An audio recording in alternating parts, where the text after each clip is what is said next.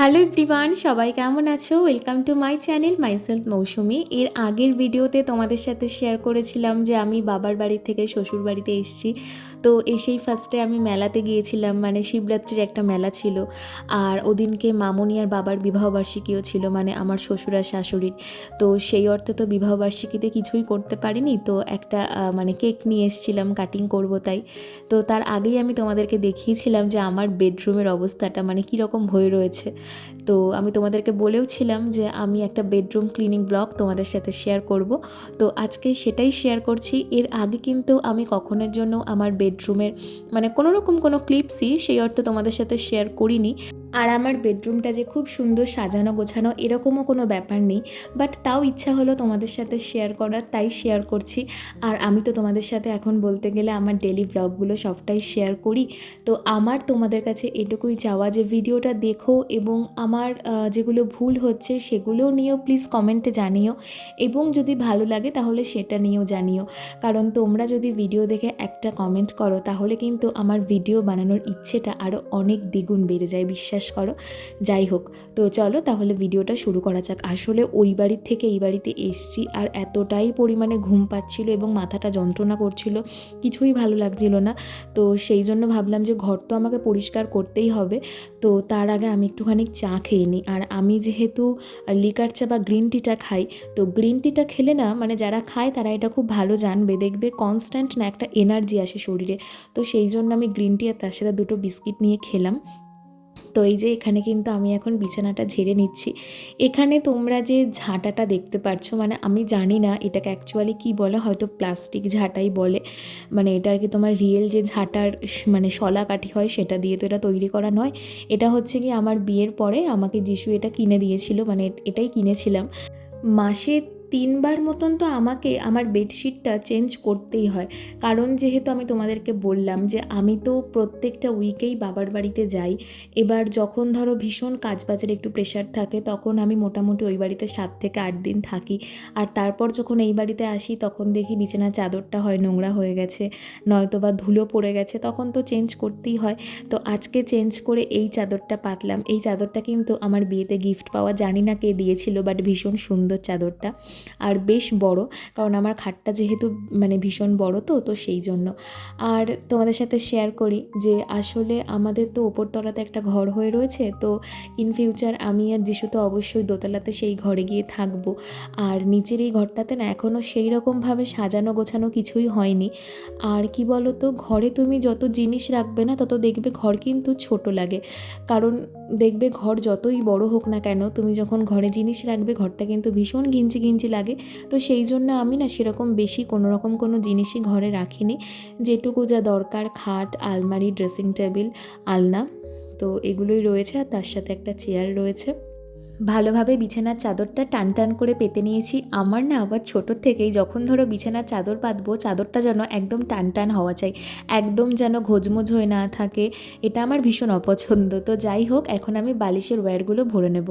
আমার আবার ছোটোবেলা থেকেই কোল বালিশের ওয়্যার ভরতে বড্ড ল্যাদ লাগে, বিশ্বাস করো। আমি সত্যিই জানি না, আগে যখন মানে বিয়ের আগে যখন ধরো আমার দিদা দাদু এসে থাকতো আমাদের বাড়িতে, আমি ধরো কোনো কারণে মানে ঘরের ধরো চাদরগুলো কাচাকাচি করেছি কিংবা বালিশের ওয়্যার, তখন ৫ দিন হয়ে গেছে, ৬ দিন হয়ে গেছে, আমি বিছানার চাদর পেতে ফেলেছি, আমি আমার মাথার বালিশের ওয়্যারও ভরে ফেলেছি, কিন্তু কোল বালিশের ওয়্যার আমার আর ভরা হচ্ছে না। তো দিদা বলতো যে এগুলো কি আর ভরবি না, তারপর দিদাই ওগুলো ভরে দিত। তো যাই হোক, তারপর বিয়ের আগে যখন ধরো ওই বাড়িতে ছিলাম তখন মাও এটা জানতো যে আমার কোল বালিশের ওয়্যার ভরতে বড্ড সমস্যা হয়। কিন্তু বিয়ের পরে তো আর সেটা হয় না। বিয়ের পরে দেখবে নিজের কাজগুলো নিজেরই করতে হয়। দেখবে যারা পারে অন্যকে দিয়ে কাজ করাতে কিংবা যারা স্বচ্ছন্দ বোধ করে তারা দেখবে ঠিকই অন্যকে দিয়ে কাজ করাতে পারে, কিন্তু আমার মধ্যে না আবার সেই ব্যাপারটা আসে না যে আমি শুয়ে থাকবো, বসে থাকবো আর আমার ঘরের বিছানার চাদর অন্য কেউ পেতে দেবে কিংবা বালিশের ওয়্যার অন্য কেউ ভরে দেবে। এই জিনিসটা আমার খুব একটা ভালো লাগে না। তো সেই জন্য ইচ্ছা না করলেও এখন সেটা করতেই হয়, কিছু করার নেই। তো যাই হোক, এখন ভালো করে বালিশের ওয়্যার ট্যারগুলো সব ভরে নিচ্ছি। এই বালিশের না আবার ওয়্যারটা একটু বড়, মানে তোমার বালিশটাও কিন্তু বেশ বড়, ঠিক আছে, কিন্তু ওয়্যারটা যেন আরও বড়। যাই হোক, আর এই বিছানার চাদরটা মানে যে আমাকে গিফট করেছিল, মানে সেই হয়তো বলতে পারবে যে এটা মানে কী ক্যাটালগের ছিল বা কিছু। অ্যাকচুয়ালি এটার না মানে কোনো রকম কোনো কোলবালিশের ওয়্যার দেওয়া নেই, তো সেই জন্য আমাকে এখানে অন্য একটা কোলবালিশের দুটো ওয়্যার ভরতে হচ্ছে। আর জানো তো, শুধু এই বেডশিট সেটটা বলে না, আমি বিয়ের সময় এটা ছাড়াও আরও যে সমস্ত ধরো বেডশিটের সেট পেয়েছি, কিংবা আমি আমার বিয়ের সময়ও কিছু কিনেছিলাম মানে ঘরের পাতার জন্য কিছু কিছু বেডশিট, তো প্রত্যেকটাতেই যেন দেখি কোলবালিশের ওয়্যারগুলো থাকে না, থাকলেও একটা থাকে, দুটো তো কোনো জায়গাতে পাওয়াই যাবে না। আর এখন দেখি যে কোলবালিশের ওয়্যার থাকেই না কোনো বেডশিট, এটা না ভীষণ প্রবলেম হয়। মানে চাদর এক কালারের, মাথার বালিশ এক কালারের, কিন্তু কোলবালিশের ওয়্যারগুলো চেঞ্জ করতে হয়। তো এখন আমি দুটো বালিশেই এইরকম ফ্লাওয়ার প্রিন্টেরই তোমার এই কোলবালিশের ওয়্যারটা ভরে নেব। আসলে আমার মনে হলো যে যেহেতু বেডশিটটা ইয়েলো আর ব্ল্যাকের কম্বিনেশনে রয়েছে, তো তার সাথে মনে হলো যে রেড আর পিঙ্কিশ পিঙ্কিশ যেটা আর কি রয়েছে, এটাই হয়তো বেশি বেটার যাবে। আরও অন্যান্য কালার ছিল, তো সেগুলো আমার খুব একটা ভালো লাগলো না কোলবালিশের ওয়্যারের, তো সেই জন্য এখন এটাই ভরে নিচ্ছি।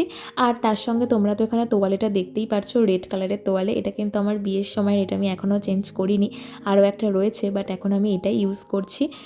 তো এই যে মাথার বালিশ, কোলবালিশের ওয়্যার সব ভরা হয়ে গেছে, এখন আমি এই বালিশগুলোকে ভালোভাবে বিছানার উপরে গুছিয়ে রাখবো।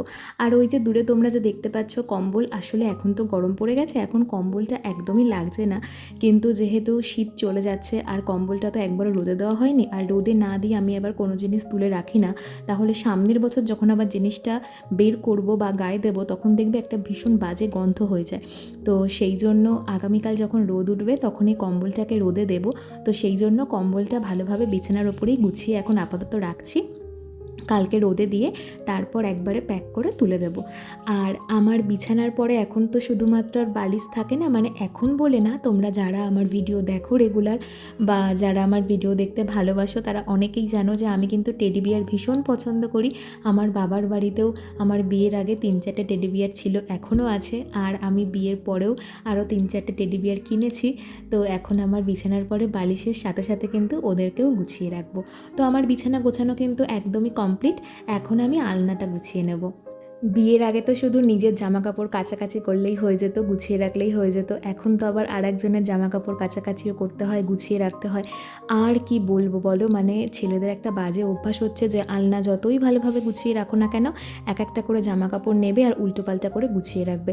তো বাড়িতে এসে আলনাটার অবস্থা দেখেই না আমার মাথাটা বীভৎস পরিমাণে গরম হয়ে গেছিলো। মানে বিছানাটার অবস্থা দেখে যাও না মাথা গরম হয়েছিল, আলনাটার অবস্থা দেখে ভীষণ মাথা গরম হয়ে গিয়েছিল।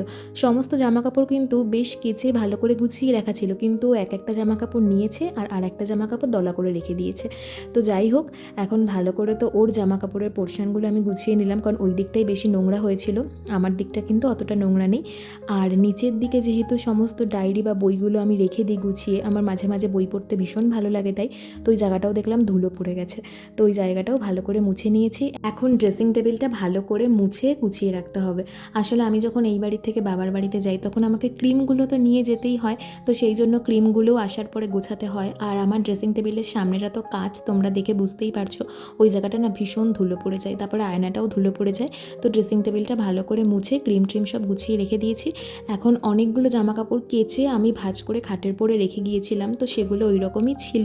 তো এখন সেই জামাকাপড়গুলো সব আলমারিতে ভালো করে তুলে রাখছি, সবই যিশুর জামাকাপড়, আসলে শীতের সব জামাকাপড়গুলো গুছিয়ে রেখেছি। ব্যাস, ঘর গোছানো কিন্তু আমার মোটামুটি শেষ হলো। এখন একটুখানি আয়নার সামনে বসে নিজের চুলটা আঁচড়ে নিচ্ছি। আসলে ওই বাড়ি থেকে এই বাড়িতে আসার পরে চুলটা খুলে আমার আর বসা হয়নি, আঁচড়ানোও হয়নি।